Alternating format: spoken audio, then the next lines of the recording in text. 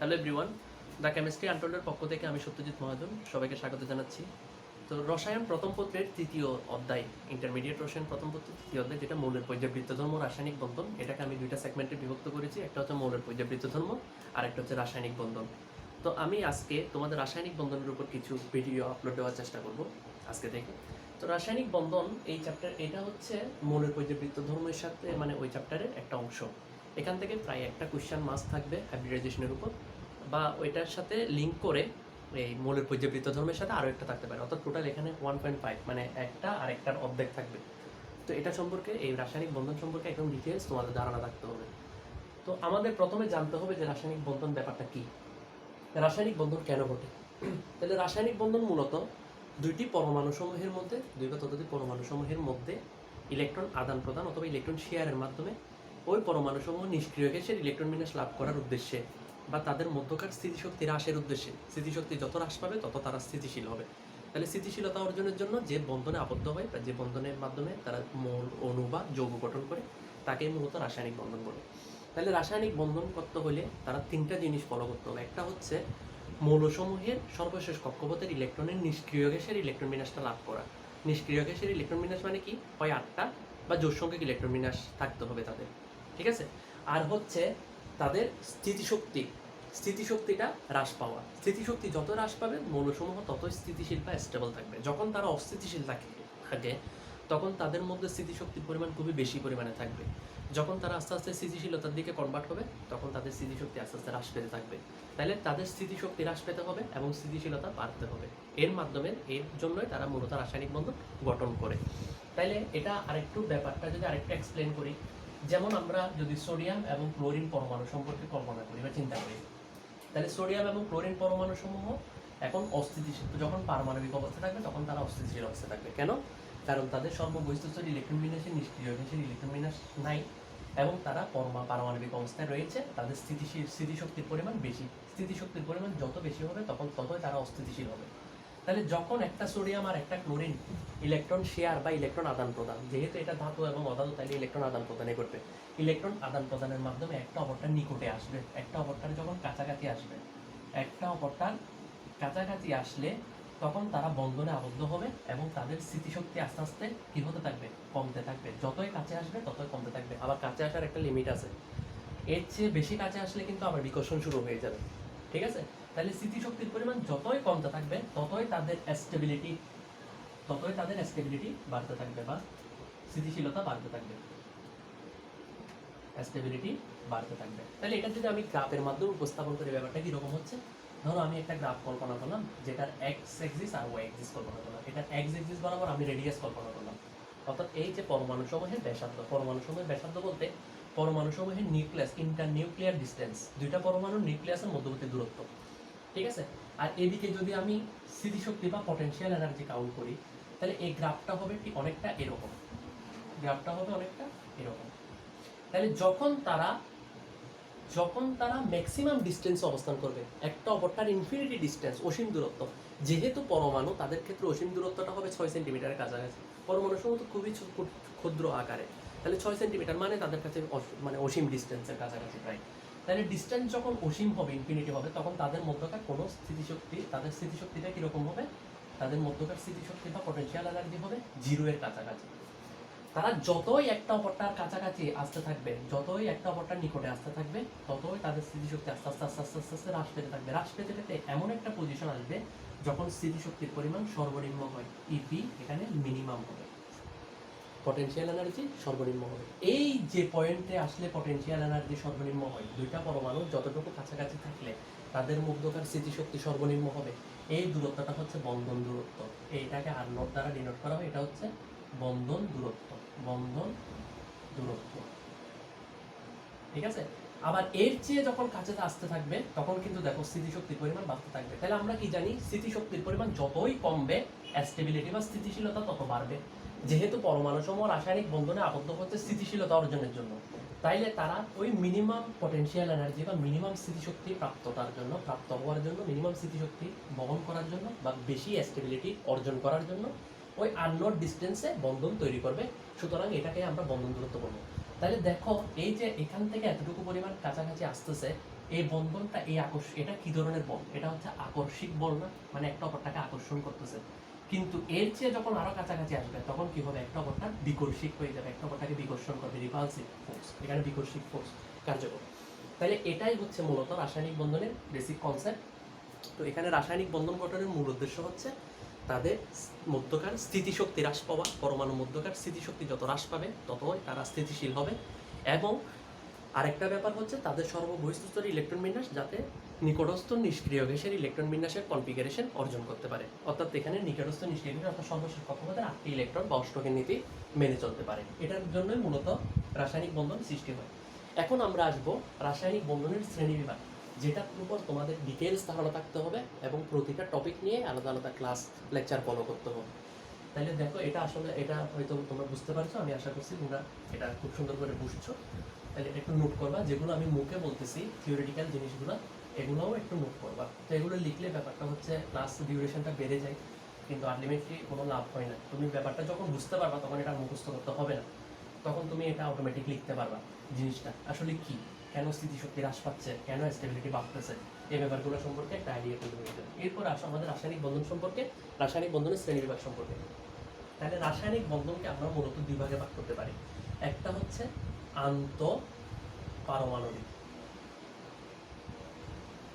পারমাণবিক বন্ধন, আন্তঃপারমাণবিক বন্ধন। আরেকটা হচ্ছে আণবিক বন্ধন। এখানে দুইটা পরমাণু বা দুইটা মৌল ইলেকট্রন শেয়ার বা আদান প্রদানের মাধ্যমে শক্তিশালী বন্ধনে আবদ্ধ হবে। বন্ধনটা কিরকম হবে? যেহেতু ইলেকট্রন শেয়ার বা আদান প্রদানের মাধ্যমে তারা ডিরেক্ট বন্ধনে আবদ্ধ হচ্ছে, তাহলে এই বন্ধনটা হচ্ছে আন্তঃপারমাণবিক বন্ধনটা হচ্ছে তুলনামূলক শক্তিশালী। ঠিক আছে? আর যেটা আন্তঃআণবিক বন্ধন, এটার মধ্যে ডিরেক্ট তারা কোনো বন্ধনে মানে এখানে ডিরেক্ট তারা কোনো বন্ধনে আবদ্ধ হবে না, বাট তাদের মধ্যকার একটা ফোর্স কাজ করবে, আকস্মিক ফোর্স কাজ করবে, তারা কাছাকাছি থাকবে, যেটার কারণে সেটা হচ্ছে তোমার দুর্বল, এটা খুব সহজে ভেঙে যায়। ঠিক আছে? দুর্বল বন্ধন। আচ্ছা, তাহলে এই যে আন্তঃপারমাণবিক বন্ধন, এটাকে আবার 4 ভাগে ভাগ করা হয়। কয় ভাগে? 4 ভাগে। একটা হচ্ছে আয়নিক বন্ধন, আরেকটা হচ্ছে সমযোজী বন্ধন, আরেকটা হচ্ছে সন্নিবেশ সমযোজী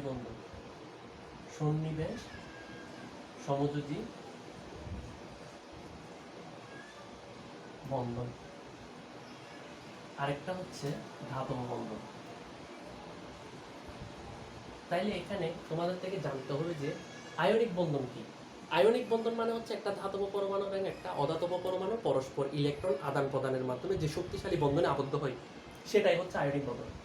তাহলে এখানে ইলেকট্রন আদান প্রদান, অর্থাৎ ইলেকট্রন ফুলি কি হয়ে যেতে হবে, ট্রান্সফার হয়ে যেতে হবে, একটা থেকে ইলেকট্রন আরেকটা যেতে হবে, ওটা গ্রহণ করতে হবে, এটা হচ্ছে আয়নিক বন্ধন। সমযোজী বন্ধনের ব্যাপারটা কি? সমযোজী বন্ধনের ব্যাপারটা হচ্ছে দুইটা অধাতব পরমাণু, অর্থাৎ এখানে দুইটা অধাতুই বন্ধনে আবদ্ধ হবে ইলেকট্রন শেয়ার করার মাধ্যমে। ঠিক আছে? আর সন্নিবেশ সমযোজী বন্ধনের বেলায় ইলেকট্রনগুলা, এটাও এক ধরনের সমযোজী বন্ধন, বাট এখানে ইলেকট্রনটা শুধুমাত্র একটি পরমাণু শেয়ার করবে, অন্য পরমাণু গিয়ে ওই ইলেকট্রনটার উপর ভাগ বসাবে।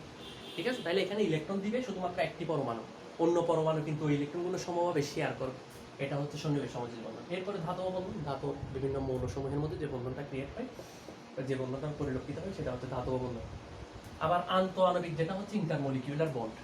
আন্তঃআণবিক বন্ধনগুলোকে আমরা দুই ভাগে ভাগ করতে পারি। একটা হচ্ছে ভ্যান ডার ওয়ালস বলজনিত বন্ধন, আরেকটা হচ্ছে হাইড্রোজেন বন্ধন। ঠিক আছে?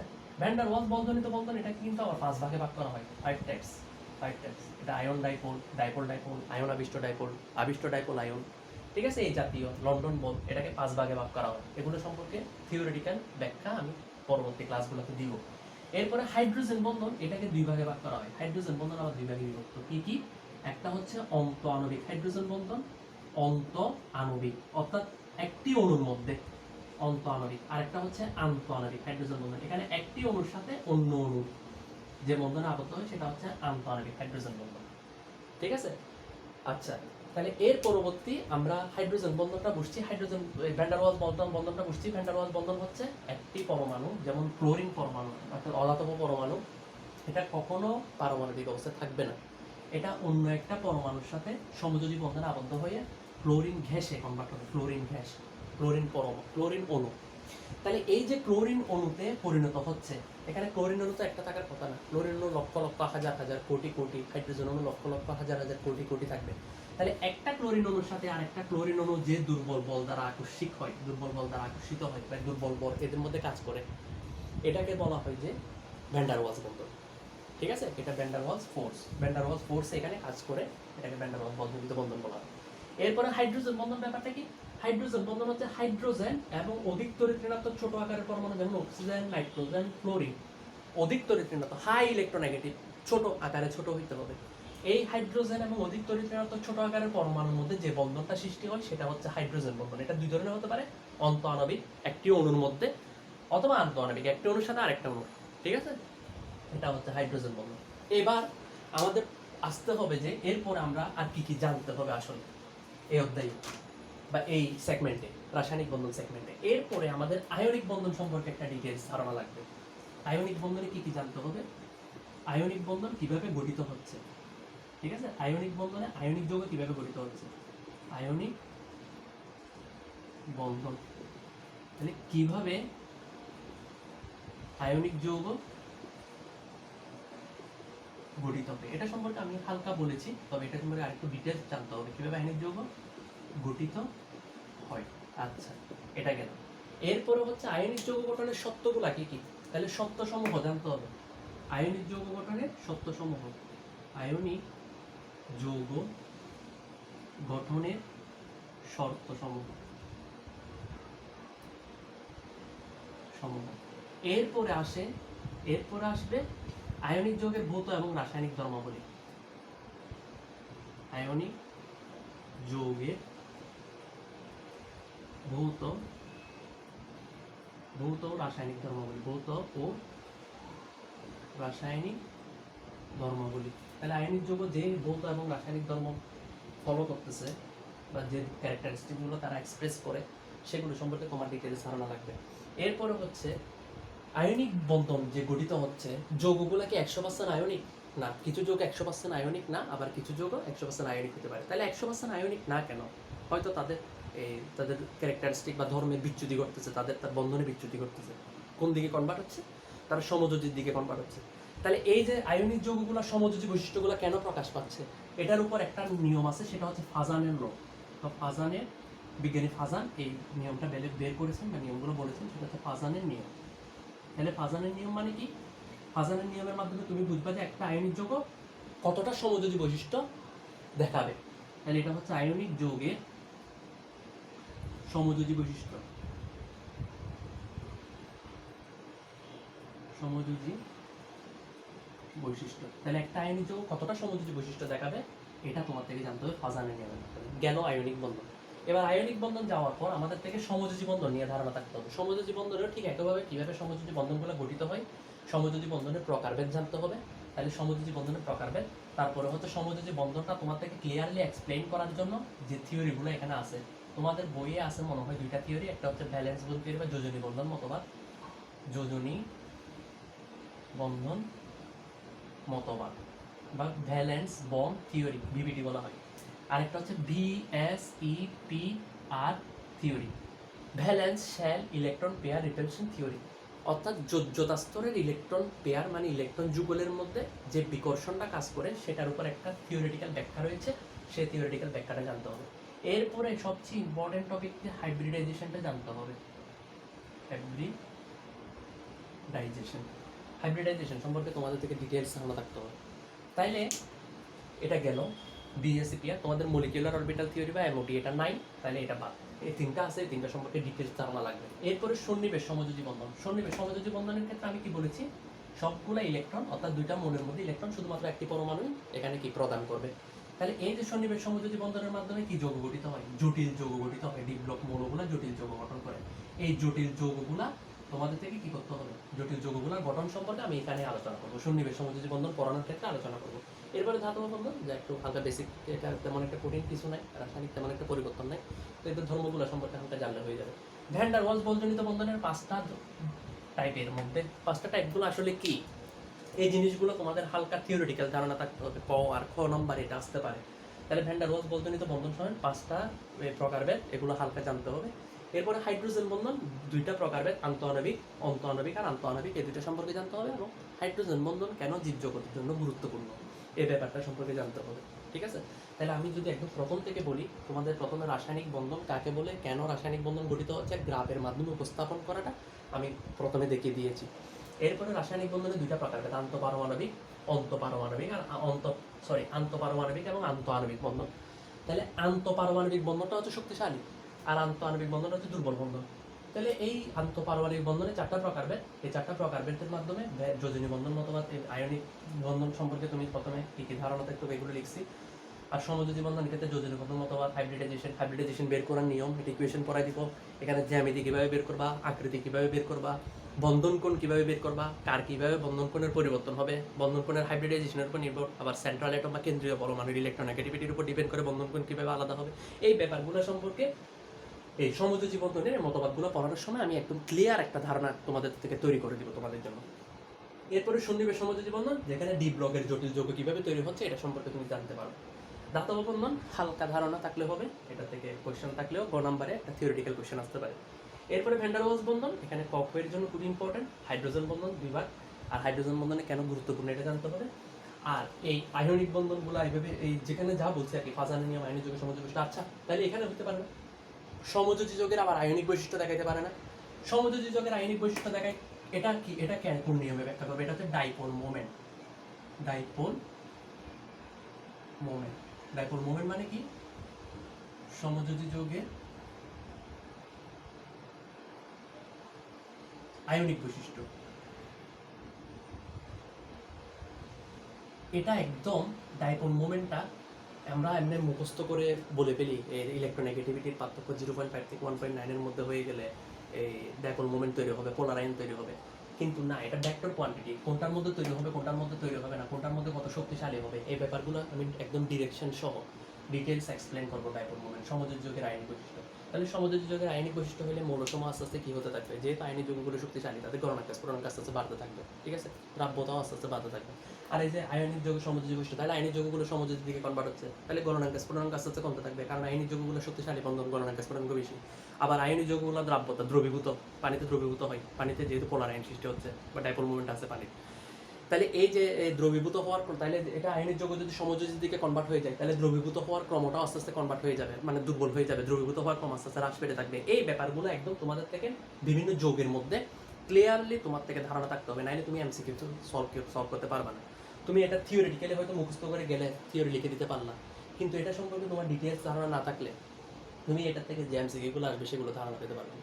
এটা 0.5 থেকে 1.9 এর মধ্যে হইলে এই এটা ডাইপোল মোমেন্ট হয় বা পোলার হয়, কিন্তু এটা তখন তোমাকে বলতে বলবে যে এই অন্য একটা পরমাণুর মধ্যে কেন হচ্ছে না, তাহলে এটা ডিরেকশনের ব্যাপার স্যাপার আছে, ভেক্টর কোয়ান্টিটি এটা যেহেতু, তো ওগুলো তুমি যদি একটু না জেনে থাকো এটা পারবে না। তারপর তুমি এই হাইব্রিডাইজেশনের ক্ষেত্রে বন্ধন কোণগুলো মুখস্থ করে হয়তো সলভ করে ফেলতে পারবে কোনটা, কিন্তু একটা হচ্ছে বড় কেন প্রশ্ন যদি আসে তখন তোমার থেকে এটা আনসার করতে হবে। তাহলে বড় কেন, কেন বড় হচ্ছে, কেন ছোট হচ্ছে, অ্যাঙ্গেলগুলা, ওদের মধ্যবর্তী বন্ধন কোণগুলা, এগুলা তোমাদের এই একদম বেসিক থেকে আমি শুরু করব। তো আমি এটা প্রতিটা টপিকের উপর আলাদা আলাদা ক্লাস নিব। আমি একদম বেসিক ধারণাটা প্রকারভেদগুলো সম্পর্কে একটা আইডিয়া দিয়েছি। তো তোমাদের যদি এই ক্লাসগুলো ভালো লাগে তাহলে আশা করি তোমরা নোট করবা এবং নোট করে আমার গ্রুপে শেয়ার করবা, ঠিক আছে। আর এগুলো আমি বেটার কোয়ালিটির জন্য ইউটিউবে আপলোড দিচ্ছি, তো এটা সাবস্ক্রাইব করতেও হবে না, লাইকও করতে হবে না, কমেন্টও করতে হবে না, জাস্ট এটা একটু নোট করে তোমরা চাইলে পড়তে পারো, পরে নোটটা আমাদের গ্রুপে শেয়ার করবো, আমার গ্রুপে।